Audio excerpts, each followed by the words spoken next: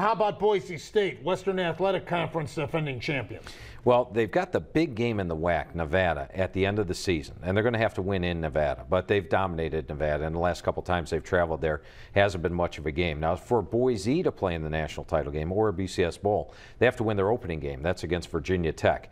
Now, it's not on the blue turf. It's all the way across the country in Maryland. It's right in Virginia Tech's backyard.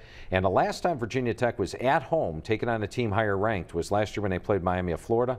They played like their hair was on fire and beat them 31-7. Right. They've got Boise at home. They're going to feel like the underdog. They've got Tyrod Taylor and one of the best backfields in the country. I think Virginia Tech beats Boise in the opener, ends their BCS hopes, but Boise should walk right through the WAC. Nevada, the big game at the end of the season, is probably their toughest contest, but I'll call for Boise to go 11-1 this year. Let's talk about the Mid-American Conference, closer to home. Temple, Western Michigan.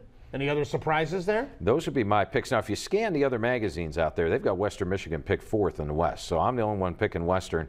And last year I was the only one picking Ohio U to play in that title game. Coach Solich didn't disappoint me. He got the Bobcats to win the East title and get there. So I'm banking on Coach Cubitt to deliver for the Western Michigan this year. And I think what folks look at with Western, they lose Hiller, who was playing around with a gimpy knee last year, and they lose their top running back, West. But the defense is so much more experienced. They've got the home edge. They get Northern Illinois at home, which is huge.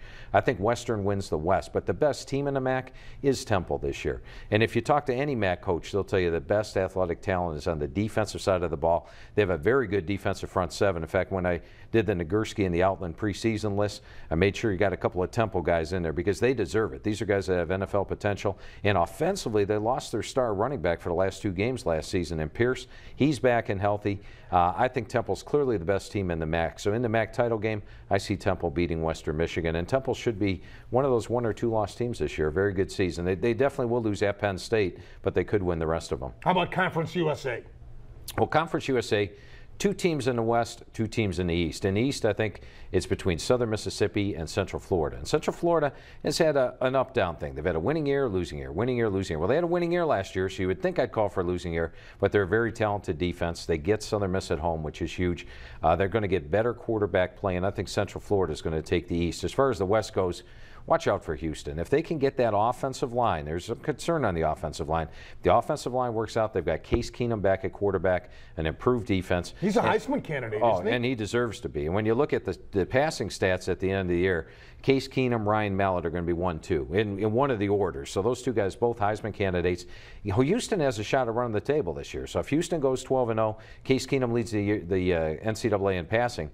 He's a legitimate Heisman candidate. And I think Houston, if they get that offensive line, which is their only question mark right now, up to snuff, could be one of those teams that has a chance at 12-0. Let's get the independents out of the way. Not many to talk about. Army, Navy, and of course the Fighting Irish. Well, you know, when it comes to the service academies, I think Army might actually get to a bowl game this year. Rich Ellerson stepped into a good situation. They moved to the wishbone at the second half of the year before he took over. He brought in the option. They got used to it last year. They may just sneak into a bowl game this year. I went to that game last year, if you recall. Yes. And they should have beaten Navy. They had Navy in that game, and so they worked that option very effectively. Was that your first Army-Navy game? It was my first Army-Navy game. Was it everything you expected? And more. All right, that is excellent to know.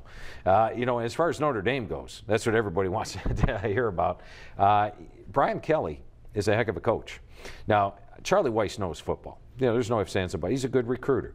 But as far as college head coach goes, I'll take Brian Kelly over Charlie Weiss. He's a better college football head coach, and the proof is in the pudding. No coach has ever beaten me 6 straight years. And what I mean by beat me is if I pick a team for 4th, finish ahead of where I picked them. 6 straight years Brian Kelly's beat me. 3 years at Central Michigan, 3 years at Cincinnati, and that includes 3 conference titles I didn't call for. Now, I take great pride in my accuracy in my magazine, so you have to be a pretty good coach to do that. And he steps into a tremendous situation here at Notre Dame. Remember at Alabama in 2007, they were a 7-6 team. A lot of folks said, well, that was an average team. I pointed out in the magazine, and it drew some snickers from people when they read it, that Alabama had 6 losses by 7 points or less in 2007. I said they were 6 plays away from being 13-0. Everybody laughed, but the next year, Alabama went 12-0. They won the SEC, and they're playing Florida for the SEC title game. Well, Notre Dame's 6 losses last year, all by 7 points or less. Most of the time, Notre Dame had the ball at the end of the game. Remember USC, how many shots they get at the end zone at the end of the game.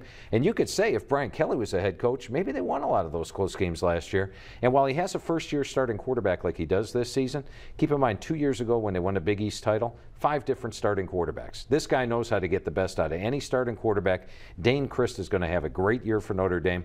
Now, I was high on Notre Dame last year. Like I said, they were 6 plays. I remember you were 6 plays away from being 12-0, but it didn't work out that way for him. I think Kelly gets the most out of him. I picked him 16th in my magazine. So if Kelly beats me a 7th straight year, that means they're going up there 15 or higher this season. So you don't see a BCS possibility, though? I do. I do see a BCS possibility. In fact, the only 2 games I have been a true underdog in all year are at Boston College and then the season final at USC. But if a few more players leave that USC program, all of a sudden that game falls into the winnable, and Boston College is a close game. They do have a tough game also at Michigan State 1 week after playing Michigan, but I think they're capable of winning those. So it'd be really interesting to see if they live up to the talent and coaching potential. They do have a shot at a double-digit win season and a BCS possibility. The 2010 College Football Preview magazine is out. There it is. Phil Steele, philsteele.com. And we're going to resume and take a look from coast to coast. Pac-10 and Big East is next with Phil.